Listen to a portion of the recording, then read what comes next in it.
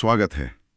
आज हम एक बड़े दिलचस्प विषय पर बात करने वाले हैं जो पहली नज़र में बहुत सीधा साधा लगता है, पर असल में औद्योगिक सुरक्षा और पर्यावरण की दुनिया का एक बहुत ज़रूरी हिस्सा है। हमारे हाथ एक दस्तावेज लगा है जिसका नाम है chromatic safety, industrial waste segregation and management protocols. अब ये नाम सुनने में भारी भरकम है, पर इसका सार ये है कि कैसे सिर्फ रंगों का इस्तेमाल करके बड़े बड़े खतरों को संभाला जा सकता है। तो आज हम फैक्ट्रियों और कंस्ट्रक्शन साइटों पर इस्तेमाल होने वाले इन रंग बिरंगे कूड़ेदानों के पीछे के सिस्टम को समझने की कोशिश करेंगे।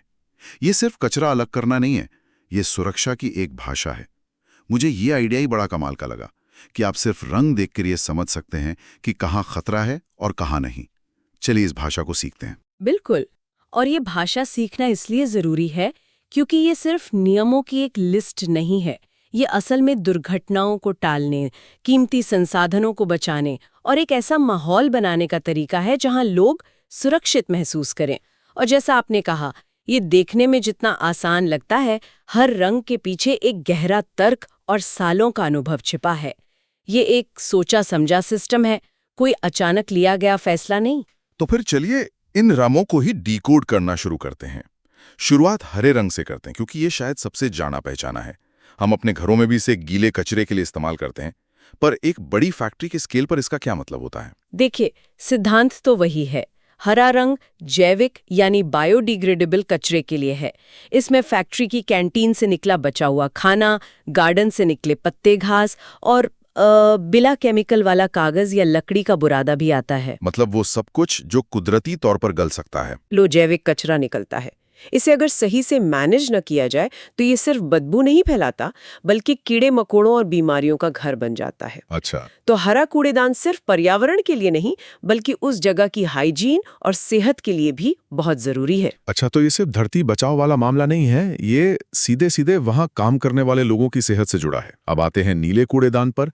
ये भी हमें कुछ कुछ पता है, रिसाइकलिंग, पर यहाँ भी जरूर कोई गहरा मतलब होगा। हाँ, नीला रंग रिसाइकलिंग के लिए है, प्लास्टिक, धातु, कांच, एल्यूमिनियम के कैन। पर असली खेल यहाँ गुणवत्ता का है। गुणवत्ता? हाँ, दस्तावेज में एक बड़ी जरूरी बात लिखी है कि इसमें डाला जाने वाला कचरा साफ और सूखा होना चाहिए। अब सवाल उठता है, क्यों? इसका कारण आर्थिक है। आर्थिक? सोचिए, 1 टन रिसाइकल होने वाले कागज में अगर किसी ने पिज्जा का तेल लगा डिब्बा फेंक दिया तो वो तेल पूरे के पूरे टन को खराब कर सकता है। वो पूरा का पूरा बैच फिर रिसाइकल होने की जगह लैंडफिल में जाता है। मतलब एक छोटी सी गलती और उसका आर्थिक और पर्यावरणीय असर बहुत बड़ा होता है। तो नीला कूड़ेदान असल में रिसाइकल होने लायक कचरे का नहीं, बल्कि आर्थिक रूप से रिसाइकल किए जा सकने वाले कीमती संसाधन का प्रतीक है। वाह, ये एक जबरदस्त इंसाइट है। मतलब नीला कूड़ेदान एक तरह से फैक्ट्री के लिए कचरा नहीं, बल्कि कच्चा माल इकट्ठा कर रहा है। बिल्कुल। तो हरा और नीला, ये दोनों रंग असल में एक कचरे से वैल्यू निकालने के बारे में है।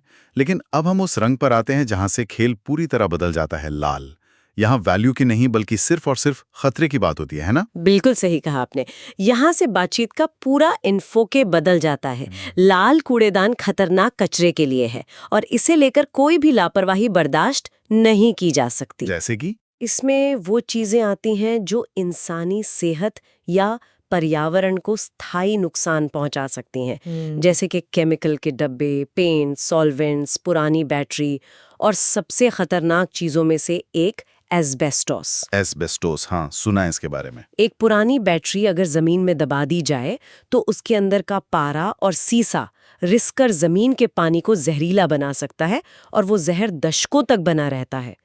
एस्बेस्टोस के रेशे अगर हवा में घुल जाएं और सांस के जरिए अंदर चले जाएं तो वो फेफड़ों का कैंसर कर सकते हैं, जो सालों बाद पता चलता है। बाप रे। तो लाल कूड़ेदान के साथ गलती का मतलब सिर्फ गंदगी नहीं, बल्कि एक धीमी मौत या एक स्थायी पर्यावरणीय तबाही हो सकता है। ये सुनकर तो लगता है कि इस लाल कूड़ेदान के आसपास तो एक अलग ही तरह का अनुशासन चाहिए होता होगा।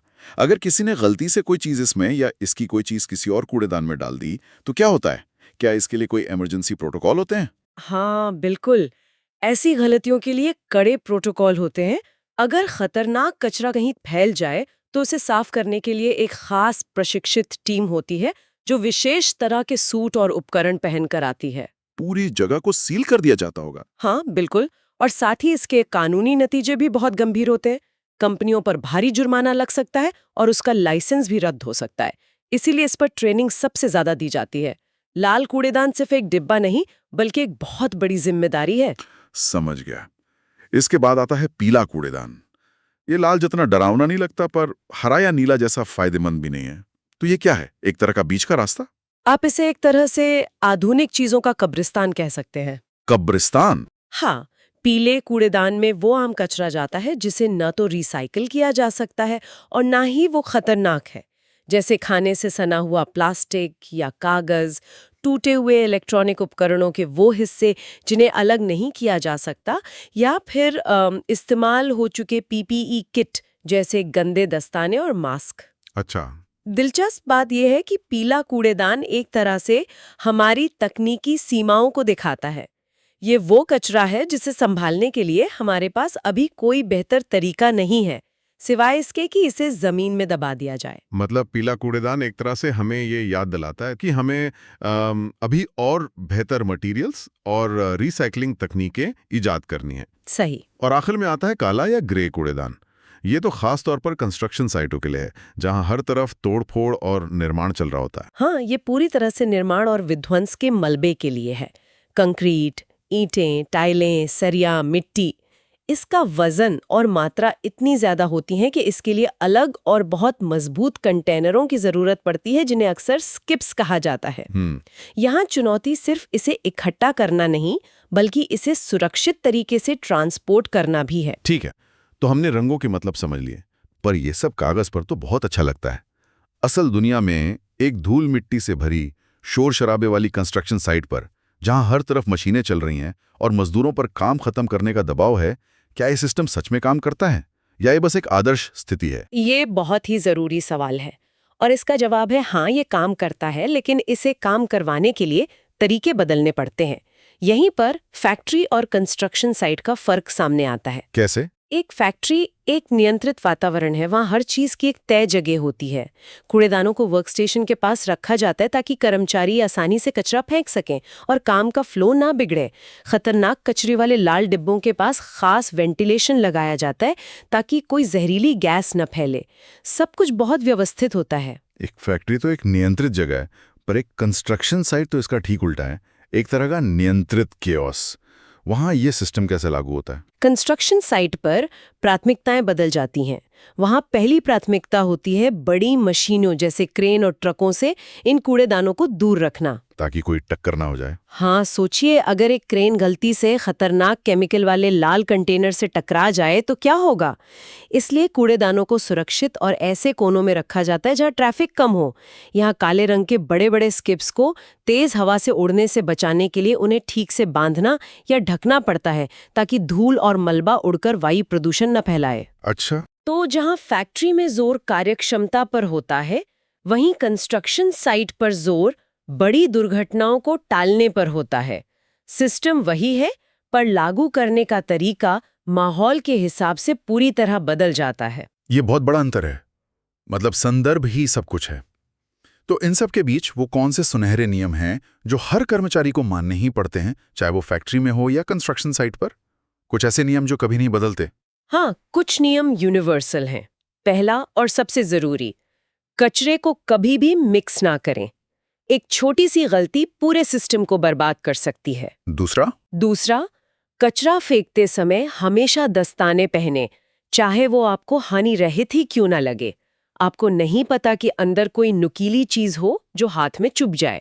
और तीसरा, जो अक्सर लोग भूल जाते हैं, कूड़ेदान का ढक्कन हमेशा बंद रखें। वो तो साफ सफाई के लिए होगा। वो भी है, पर ये सिर्फ साफ सफाई के लिए नहीं है। एक खुला हुआ कूड़ेदान आग लगने का एक बड़ा खतरा है। एक छोटी सी चिंगारी भी ज्वलनशील कचरे के साथ मिलकर एक बड़ी आग लगा सकती है। बंद ढक्कन एक फायर ब्रेक का काम करता है। ये तो मैंने सोचा ही नहीं था।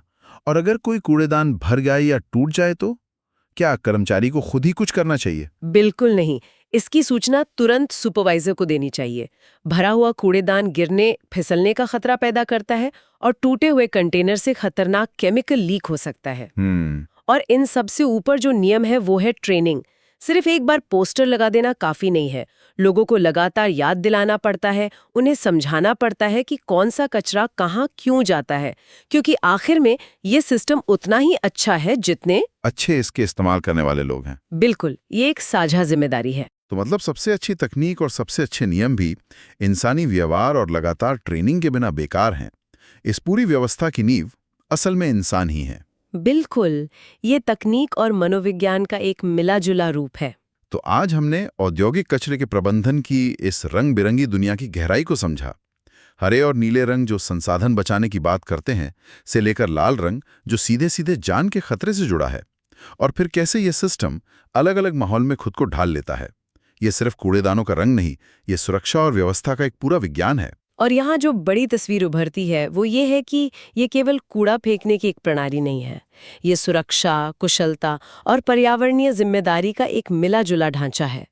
ये इस बात का एक बेहतरीन उदाहरण है कि कैसे इंसानी मनोविज्ञान को समझते हुए सरल विजुअल संकेतों का इस्तेमाल करके बड़े और जटिल जोखिमों को नियंत्रित किया जा सकता है।